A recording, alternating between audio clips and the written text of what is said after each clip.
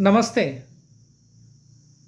मैं डॉक्टर मंत्री रामधनाड़े, हिंदी विभाग, तुलजा भवानी महाविद्यालय, तुलजापुर, जिला उस्मानाबाद, संलग्न डॉक्टर बाबा साहेब आंबेडकर मराठवाड़ा विश्वविद्यालय, औरंगाबाद, महाराष्ट्र से। आज का हमारा विषय है भारतीय संस्कृति। भारतीय संस्कृति इस घटक के लेखक है डॉक्टर राजेंद्र प्रसाद। एक ऐसा व्याख्यान है जिसमें इन्होंने सांकेतिक रूप से भारत की विविधता के बीच, इस विविधता के बीच में एकता को खोज निकाला है। डॉक्टर राजेंद्र प्रसाद, इनका जन्म 1884 में हुआ है और इनका नाम हम अत्यंत गर्व से लेते हैं क्योंकि ये स्वतंत्र भारत के प्रथम राष्ट्रपति थे। इनका जन्म उत्तर बिहार के जीरादेई गांव में हुआ था और इनकी प्रारंभिक शिक्षा हिंदी और फारसी में हुई थी। इनको आरंभ से ही हिंदी से लगाव था। इनके कॉलेज में अंग्रेजी भाषा के रूप में अंग्रेजी का माध्यम था, फिर भी इन्होंने हिंदी को ही अपनाया।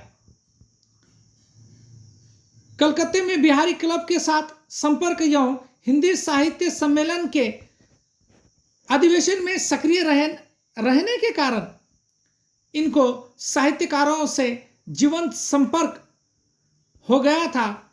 गांधी जी के प्रति इनकी अपार श्रद्धा थी। इनके ग्रंथों की विशेषताएं हम यूं कह सकते हैं कि विषयों की वैविध्यता और भाषा की प्रभावशीलता के कारण इनके ग्रंथों में अधिक मात्रा में चित्रण जिस रूप से हमें दिखाई देता है कि अपने विदेश यात्रा को स्वयं शब्दबद्ध करके देश नामक साप्ताहिक में छपवाया और 1940 में इनकी आत्मकथा प्रकाशित हुई। डिवाइडेड इंडिया नामक ग्रंथ का हिंदी में उन्होंने अनुवाद किया, जो खंडित भारत के नाम से जाना जाता है, पहचाना जाता है।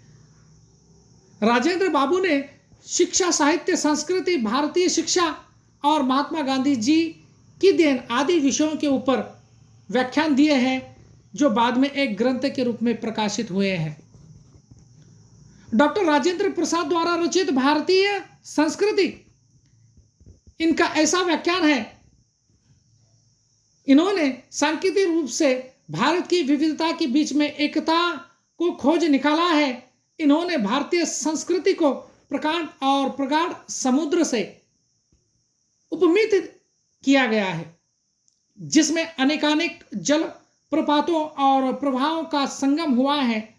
सत्य, अहिंसा और त्याग को समाहित किए हुए इसने अपने में विविध देशों की संस्कृति को मिल जाने दिया और प्रेम व सौहार्द से अपने आप को और अधिक उदात्त बनाया।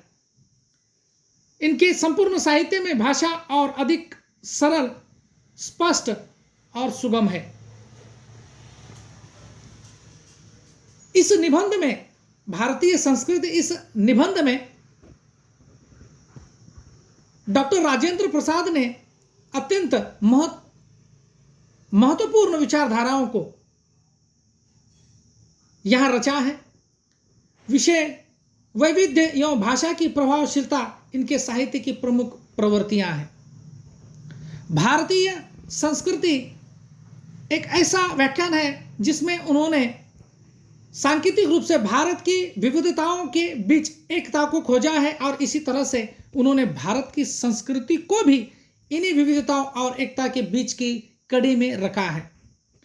लेखक का मानना है कि एक ऐसा व्यक्ति जो भारत से एकदम अपरिचित अपरिचित है और ऐसे में वह भारत के एक छोरे से दूसरे छोर तक का भ्रमण कर तो विभिन्नताएं उतनी ही रहेगी। वह कह उठेगा, अरे यह एक देश नहीं बल्कि कई देशों का समूह है। जो दिखाई देने वाली बहुत सी बातों में भिन्न है, किंतु न दिखाई देने वाली बहुत सी बातों में यहां समानता भी व्याप्त है। इस प्रकार से यदि उनकी भाषा शैली को यदि देखा जाए या उनकी विचारधाराओं को जब अभिहित किया जाता है, तो इस तरह लेखक उन्होंने यहां व्याप्त विभिन्नताओं को बताते हुए यहां की प्राकृतिक शोभा का वर्णन भी अपनी एक विशिष्ट शैली में उन्होंने कर दिया है। प्राकृतिक भिन्नता देखते देखते हमें प्राकृतिक सौंदर्य के दर्शन भी हो जाते हैं। हमारे भारत में हिमालय की बर्फ से ढकी पहाड़ियां एक छोर पर मिलेंगी तो कुछ जगह समतल मिलेंगी, किंतु फिर विंध्य, अरावली, सातपुड़ा, सह्याद्री, नीलगिरी इन पहाड़ों की श्रेणियां आ जाती हैं।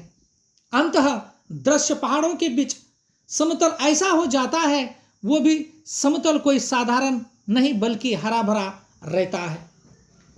इस तरह जब हम पश्चिम से पूर्व की तरफ जाते हैं तब भी ऐसा ही मनोरम नजारा देखने को मिलता है।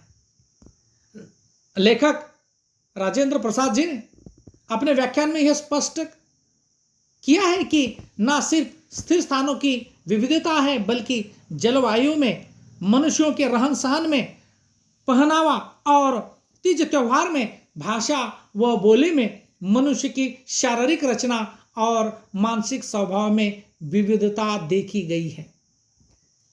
हिमालय की इतनी अधिक सर्दी की गर्म कपड़ों से छुटकारा ही नहीं मिलता और समतल जमीन की जलती हुई लू एकदम अलग रहती है। इसके बीच कन्याकुमारी का वह सुखद मौसम जिसमें न कभी सर्दी होती है और न कभी गर्मी। इसी तरह असम की पहाड़ियों में वर्षा रुकने का नाम नहीं लेती, जो जैसलमेर की जनता बारिश की एक एक बूंद के लिए तरसती है। लेखक ने न सिर्फ विविधता और एकता की बात कही है बल्कि भारत की उर्वर भूमि और खनिजीय संपत्ति की विशेषताएं दिल खोलकर यहां पर की है। कोई ऐसा अन्न न होगा जो हमारा भारत उत्पन्न न करता हो, कोई ऐसा फल ना हो यहाँ पर ना होगा जो यहाँ उगता ना हो, कोई ऐसी खनिज नहीं होगी जो यहाँ भूगर्भ में न हो, कोई ऐसा पशु या पक्षी होगा जो यहाँ के जंगलों में न मिलता हो। लेखक ने भारत की प्राकृतिक सुंदरता का वर्णन करते हुए यह बताया है कि वो ये नहीं भूलते हैं कि यहाँ भिन्न भिन्न आबोहवा का प्रभाव प्रत्येक मनुष्य पर अलग अलग होता है और शायद इसलिए प्रत्येक मनुष्य की शारीरिक व मानसिक भिन्नता रहती है, किंतु फिर इस विविधता में भी एकता की खोज निकालते हैं और वह एकता मनुष्यता का गुण जो सभी मानवों में पाई जाती है। इसी तरह भिन्न भिन्न बोलियां और भाषाएं भी जिसे यहाँ का प्रत्येक मनुष्य अपनी स्वतंत्रता और सुविधा अनुसार अपनाता है। इसी तरह तीज त्योहार में भी अंतर होते हुए भी आपसी सौहार्द बरकरार है और इन सभी विभिन्नताओं को देखकर कोई अपरिचित ही कह उठेगा, यह देश नहीं अनेक देशों का समूह है, यह जाति नहीं अनेक जातियों का समूह है। किंतु जो गहरी दृष्टि से नहीं देखता वह भिन्नता की दृष्टि से, किंतु जो अंदरता तक झांकता है उसे इस विविधता में एकता दिखाई देती है। यह एकता, एक समानता इन विभिन्नताओं को ठीक उसी तरह पिरो लेती है और एक सुंदर सी माला बन जाती है जिसका प्रत्येक मणि या फूल दूसरों से न तो अलग है और न अलग हो सकता है। यह माला इतनी सुंदर बनती है कि देखने वाला मोहित सा हो जाता है। यह केवल सुंदर शब्दों की कविता नहीं, बल्कि एक प्रकार से ऐतिहासिक सत्य है जो बरसों से हमारे अलग अलग अस्तित्वों को ऐसे ही रखते हुए अनेकानेक जल प्रपातों का और प्रभाव का संगम स्थल बनकर एक प्रगाढ़ समुद्र के रूप में यहाँ युगानों युगों में व्याप्त है, जिसे हम भारतीय संस्कृति कहते हैं। यह सुंदर और अप्रतिम संस्कृति की इसी तरह से जैसे अलग अलग दरियों के उद्भव स्थान अलग अलग रहते हैं, उसी तरह से इसकी धारा भी अलग अलग रहती है। जलवायु और प्रदेश की भिन्नता के साथ साथ इन नदियों का जल अलग अलग फल फूल और अनाज उगाता है, किंतु जल तो सभी में एक जैसा जो शीतल है। जल तो सभी में एक जैसा है जो शीतल है।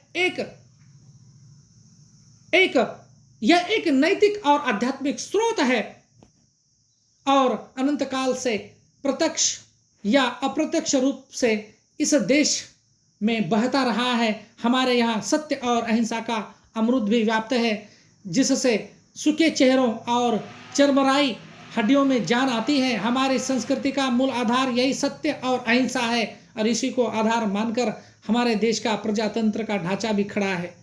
अहिंसा को तो हम नैतिकता की सूची में प्रथम नंबर पर रखते हैं। हम इसी अहिंसा से आपसी विरोध और मनमुटाव को समाप्त करना चाहते हैं। भारतीय संस्कृति उनका ऐसा निबंध है जिसमें उन्होंने सांकेतिक रूप से भारत की विविधता और विभिन्नता के बीच में से समता और एकता को खोज निकाला है।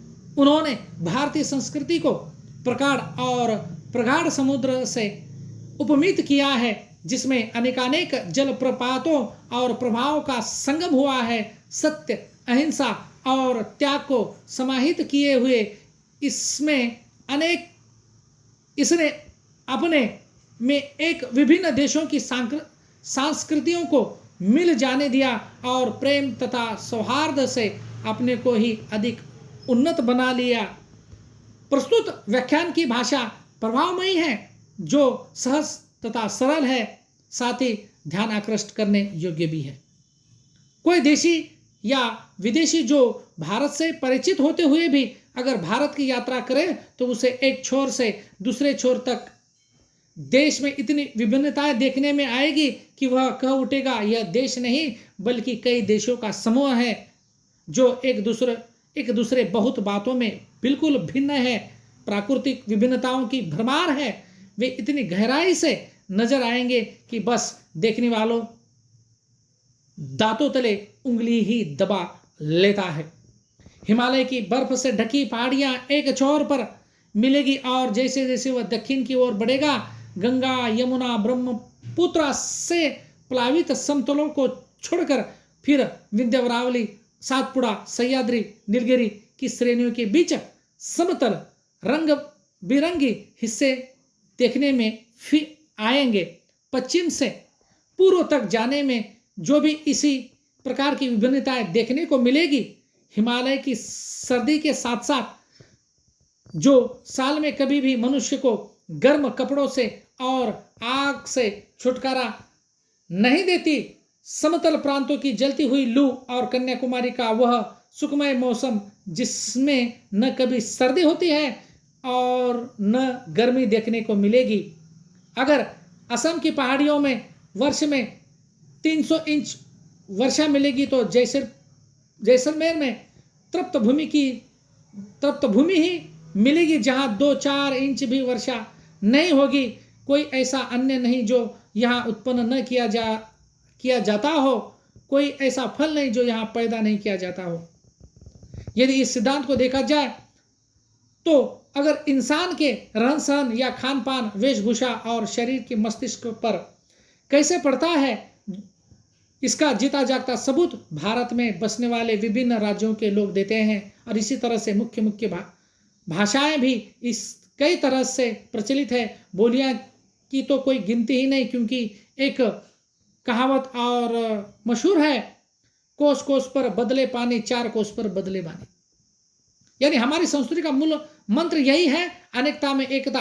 कण कण में समाई हुई है और इसलिए हम भिन्न भिन्न संप्रदायों को स्वतंत्र पूर्वक पनपने और पसरने दिया। इसलिए हमने भिन्न भिन्न विचारधाराओं को स्वच्छंदा पूर्वक अपने अपने रास्ते बहने दिया।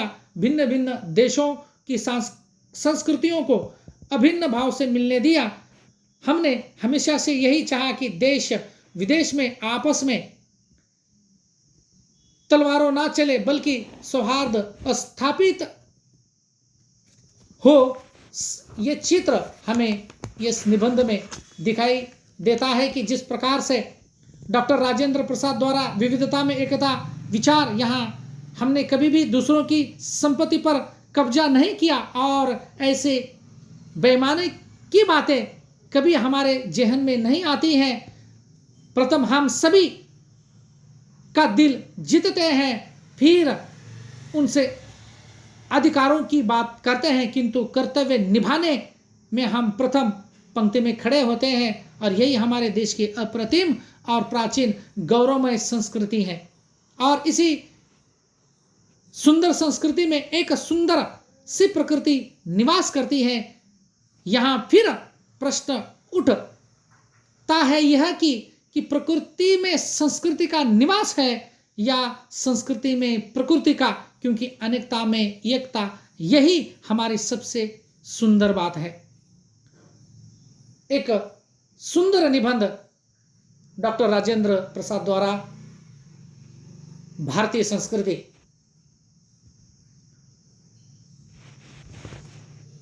धन्यवाद। हम फिर आपके सामने एक नए विषय को लेकर प्रस्तुत होंगे। तब तक के लिए धन्यवाद।